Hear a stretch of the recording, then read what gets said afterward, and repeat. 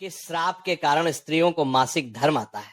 आखिर स्त्रियों को मासिक धर्म क्यों आता है? प्रत्येक स्त्री को हर महीने मासिक धर्म तो आता ही है, पर आज के इस वीडियो में मैं आपको यह भी बताऊंगा कि स्त्रियों को किस श्राप की वजह से मासिक धर्म की पीड़ा होती है।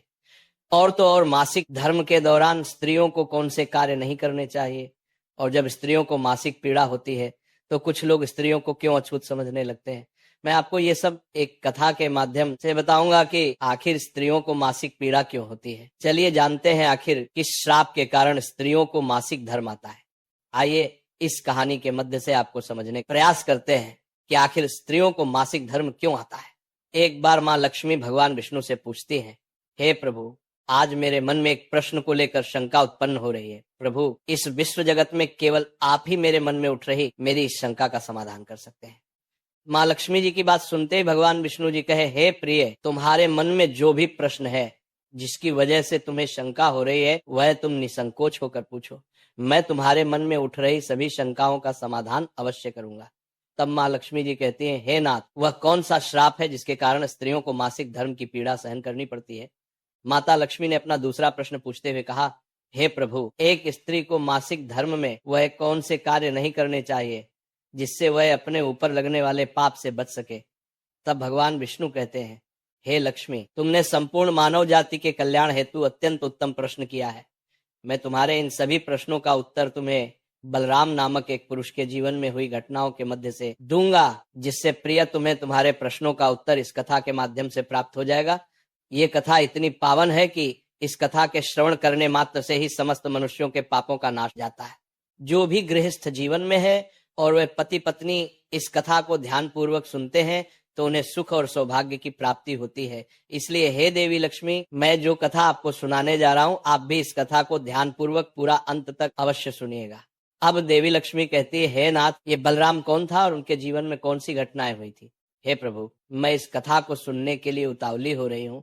कृपया आप इस कथा को मुझे सुनाइए। मैं इसे ध्यान पूर्वक पूरा अवश्य सुनूंगी और संपूर्ण विश्व जगत में विख्यात भी करूंगी। तब भगवान विष्णु कथा सुनाना आरंभ करते हैं और कहते हैं कि हे देवी लक्ष्मी, पूर्व काल की बात है। निर्मल देश में एक अत्यंत सुंदर नगरी थी।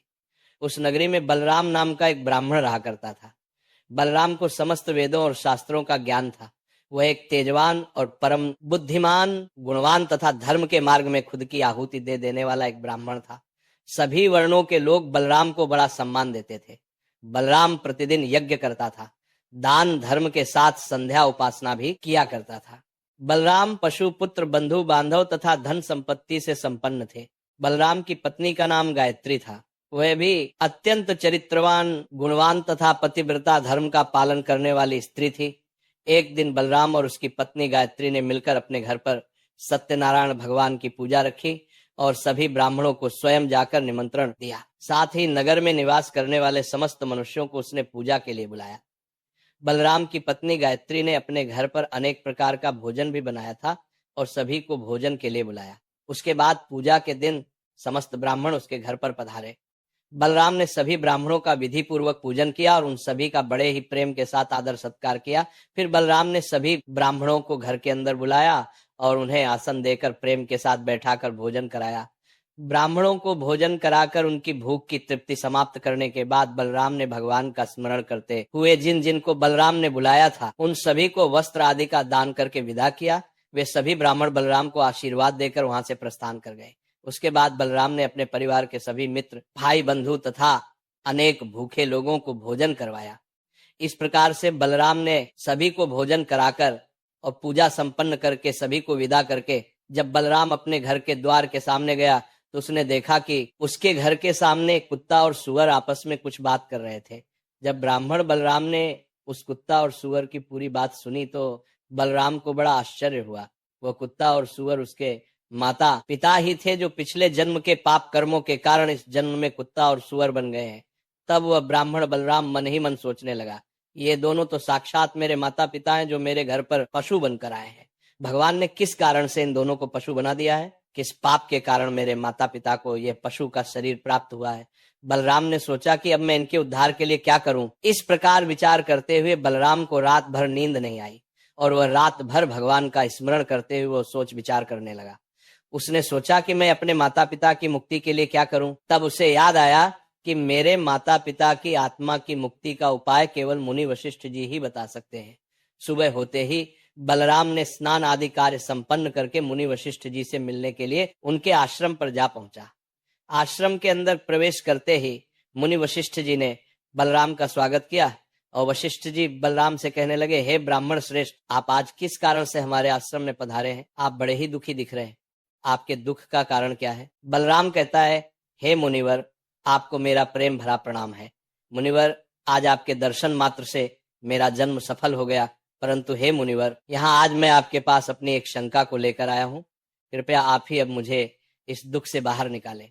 हे प्रभु, मुझे इस शंका से आजाद कीजिए। मैं अत्यंत दुखी और दुर्बल हो गया हूँ। वशिष्ठ जी ने आगे कहा कि हे ब्राह्मण देव, आप दुखी मत होइए। आपकी जो भी शंका है वह निसंकोच होकर मुझसे पूछो, मैं अवश्य तुम्हारी शंका का समाधान करूंगा। फिर बलराम कहता है, हे मुनिवर, कल मैंने अपने घर पर भगवान सत्यनारायण का पूजन करवाया था तथा अनेक ब्राह्मणों को और भूखे लोगों को भोजन कराया। मैंने सब कुछ विधि पूर्वक पूजन किया। फिर जब मैं अपने घर के बाहर अपने मेहमानों को अपने द्वार तक छोड़ने आया तो मैंने देखा कि मेरे द्वार पर एक कुत्ता और एक सुअरणी दोनों मेरे घर के सामने खड़े होकर बात कर रहे थे। सबसे पहले तो वो कुत्ता उस सुअरणी से इस प्रकार से कहने लगा कि देखो आज कैसी घटना घटी। हमारे पुत्र के घर में ब्राह्मणों के भोजन के लिए जो दूध रखा था, एक सांप ने उस दूध के बर्तन में अपना विष उगल दिया था, जिसे देखकर मुझे बड़ी चिंता होने लगी, क्योंकि उसी दूध से भोजन बनने वाला था। अगर मेरे पुत्र के घर पर उस विषैले दूध से कुछ बनाया जाता और सभी लोग उस दूध को खा लेते तो उन सबकी मृत्यु हो जाती। इसीलिए मैंने उस बर्तन में से सारा दूध पी लिया। लेकिन जब मेरी बहू की दृष्टि मुझ पर पड़ी तब उसने मुझे डंडों से खूब पीटा, जिससे मेरे शरीर का अंग भंग हो गया। अब मुझे बहुत पीड़ा हो रही है और इसी वजह से मैं लड़खड़ाते हुए चल रहा हूँ। मुझे ये पीड़ा सहन नहीं हो रही है। कुत्ते की बात को सुनकर वह सुअर भी बहुत दुखी हो गई और वह अपना वृतांत सुनाने लगी और बोली कि हे प्रीतम, अब मैं तुम्हें मेरे दुख का कारण सुनाती हूँ। पूर्व जन्म में मैं इस ब्राह्मण की माता थी, परंतु आज इस ब्राह्मण ने सभी लोगों को भोजन कराया, किंतु इसने मेरे सामने घास तक नहीं डाली और ना ही मुझे जल पिलाया। बलराम बोला कि हे मुनिवर, इसी कारण से मैं बहुत दुखी हूँ। फिर बलराम कहने लगा, इस प्रकार से अपने माता पिता को एक कुत्ता और सुअरणी के रूप में ऐसा बोलते हुए देखकर मुझे बड़ा दुख हो रहा है। हे मुनिवर, मुझे रात भर नींद नहीं आई। हर क्षण मुझे बस यही चिंता सताए जा रही है कि मैंने कभी कोई पाप नहीं किया, हमेशा धर्म के कार्य किए हैं, परंतु फिर भी मेरे माता पिता को ऐसे कष्ट झेलने पड़ रहे हैं। हे मुनिवर, यही मेरी शंका है, इसी कारण आज मैं आपके पास आया हूँ। कृपया आप अपनी दिव्य शक्ति से पता करके मुझे बताइए कि किस कारण से मेरे माता पिता की ऐसी दुर्दशा हुई है और उनकी मुक्ति के लिए मुझे कौन सा कर्म करना होगा। तब मुनि वशिष्ठ जी ने ध्यान लगाते हुए वो सब कुछ देख लिया और उस ब्राह्मण के माता पिता के पूर्व जन्म के कर्मों के बारे में बलराम से कहने लगते हैं, हे ब्राह्मण, तुम्हारे माता पिता ने पिछले जन्म में घोर पाप किया है। उस पाप कर्मों के कारण आज उनकी ऐसी दुर्दशा हुई है। बलराम कहने लगता है कि हे गुरुदेव, कौन से पाप के कारण मेरे माता पिता की ऐसी दुर्दशा हुई है? कृपया मुझे उसके बारे में विस्तार से बताने की कृपा करें, मैं जानना चाहता हूँ। फिर मुनि वशिष्ठ जी कहते हैं कि हे ब्राह्मण, तुम ध्यान से सुनो। ये कुत्ता जो तुम्हारे पिता है, ये पिछले जन्म में बसंत नगर के श्रेष्ठ ब्राह्मण हुआ करते थे। इन्होंने एक दिन एकादशी का व्रत रखा, परंतु ये उसका पालन ना कर सके और भोजन कर लिया था। एकादशी के व्रत के दिन तुम्हारे पिता ने दान धर्म भी नहीं किया। इन्होंने अपने द्वार पर आए हुए कुत्ते को कभी भोजन नहीं खिलाया। तुम्हारे पिता ने अपने पितरों का श्राद्ध भी विधि पूर्वक नहीं किया। तुम्हारे पिता ने पिछले जन्म में मासिक धर्म के दौरान ही तुम्हारी माता के साथ संबंध बनाया था और इसी पाप के कारण तुम्हारे पिताजी को इस जन्म में कुत्ता का जन्म मिला है। हे ब्राह्मण पुत्र, अब तुम अपनी माता के बारे में सुनो। तुम्हारी माता ने मासिक धर्म में होते हुए भी भोजन बनाया। मासिक धर्म के दौरान ही इसने भगवान की पूजा उपासना की, तुलसी को जल चढ़ाया। मासिक धर्म में होते हुए भी तुम्हारी माता ने भगवान को भोग लगाया, इसी कारण से इसे महापाप लगा है। मासिक धर्म के दौरान स्त्री 3 से 5 दिनों के लिए अपवित्र हो जाती है। मासिक धर्म के दौरान स्त्री को पूजा पाठ नहीं करना चाहिए, ना ही सत्संग करना चाहिए। प्रत्येक स्त्री को इन 3 से 5 दिनों में अपने बाल भी नहीं धोने चाहिए, इससे उसके पति की आयु कम होती है। मासिक धर्म के दौरान पेड़ पौधों को स्पर्श नहीं करना चाहिए।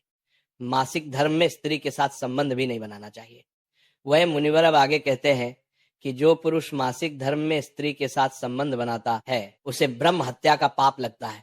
जो पुरुष उसे वक्त के समय में स्त्री के वस्त्रों को स्पर्श करता है उसे भी पाप लगता है। मासिक धर्म स्त्री के शरीर में 3 से 5 दिनों तक ब्रह्म हत्या का पाप निवास करता है और 6वें दिन ही वो स्नान करके पवित्र हो जाती है।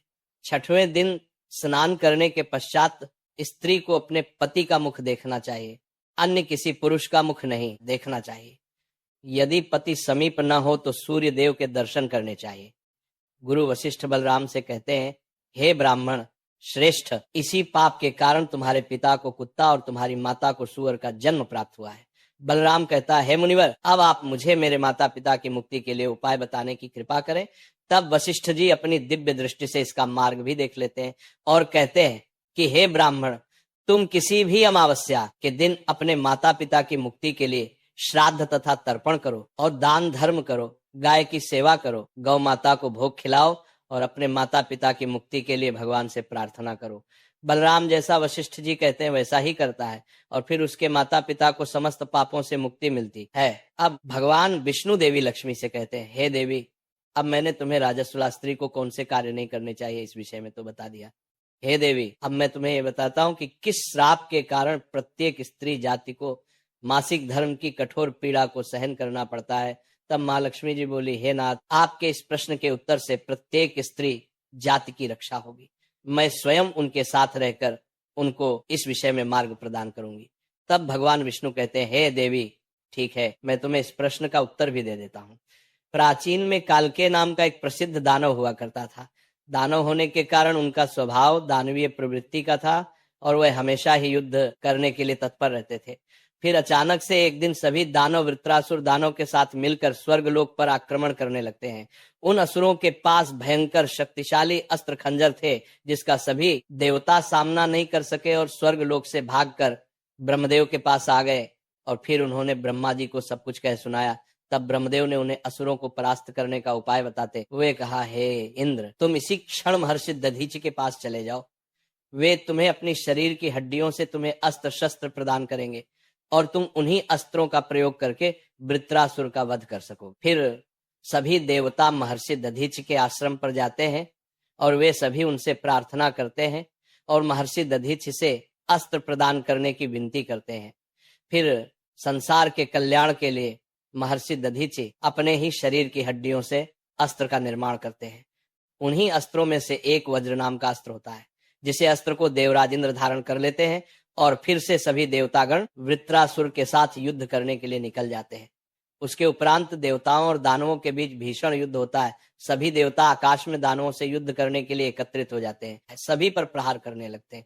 कई दिनों तक इस प्रकार से दैत्यों और देवताओं के बीच में भीषण युद्ध चलता है।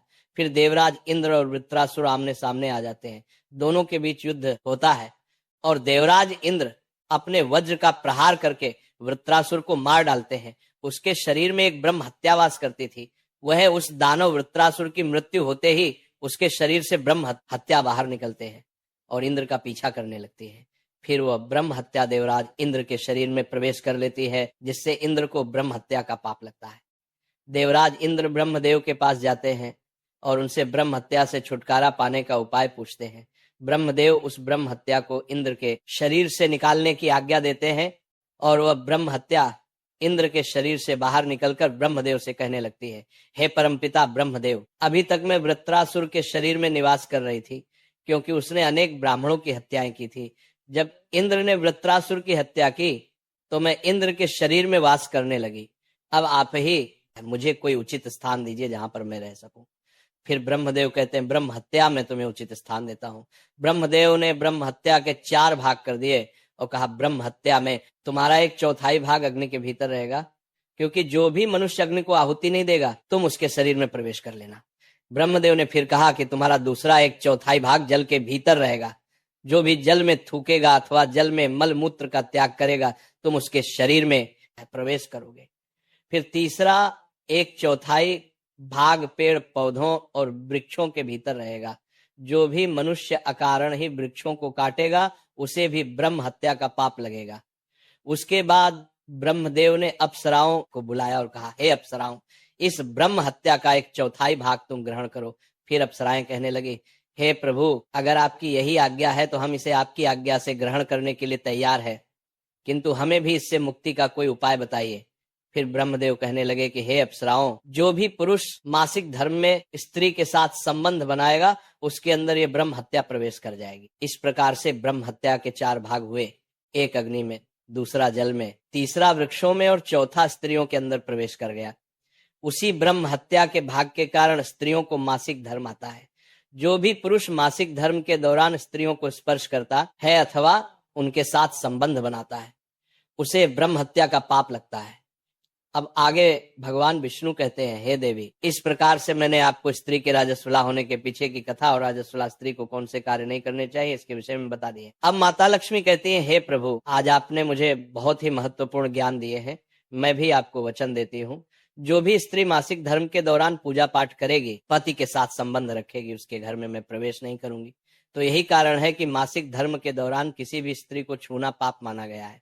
मासिक धर्म के दौरान स्त्रियों को ये कार्य नहीं करने चाहिए। किस श्राप के कारण स्त्रियों को मासिक धर्म आता है? आखिर स्त्रियों को मासिक धर्म क्यों आता है? प्रत्येक स्त्री को हर महीने मासिक धर्म तो आता ही है, पर आज के इस वीडियो में मैं आपको यह भी बताऊंगा कि स्त्रियों को किस श्राप की वजह से मासिक धर्म की पीड़ा होती है।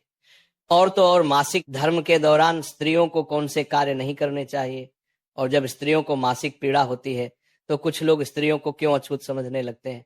मैं आपको ये सब एक कथा के माध्यम से बताऊंगा कि आखिर स्त्रियों को मासिक पीड़ा क्यों होती है। चलिए जानते हैं आखिर किस श्राप के कारण स्त्रियों को मासिक धर्म आता है। आइए इस कहानी के मध्य से आपको समझने का प्रयास करते हैं कि आखिर स्त्रियों को मासिक धर्म क्यों आता है। एक बार माँ लक्ष्मी भगवान विष्णु से पूछती हैं, हे प्रभु, आज मेरे मन में एक प्रश्न को लेकर शंका उत्पन्न हो रही है। प्रभु, इस विश्व जगत में केवल आप ही मेरे मन में उठ रही मेरी इस शंका का समाधान कर सकते हैं। माँ लक्ष्मी जी की बात सुनते ही भगवान विष्णु जी कहे, हे प्रिय, तुम्हारे मन में जो भी प्रश्न है, जिसकी वजह से तुम्हें शंका हो रही है, वह तुम निसंकोच होकर पूछो।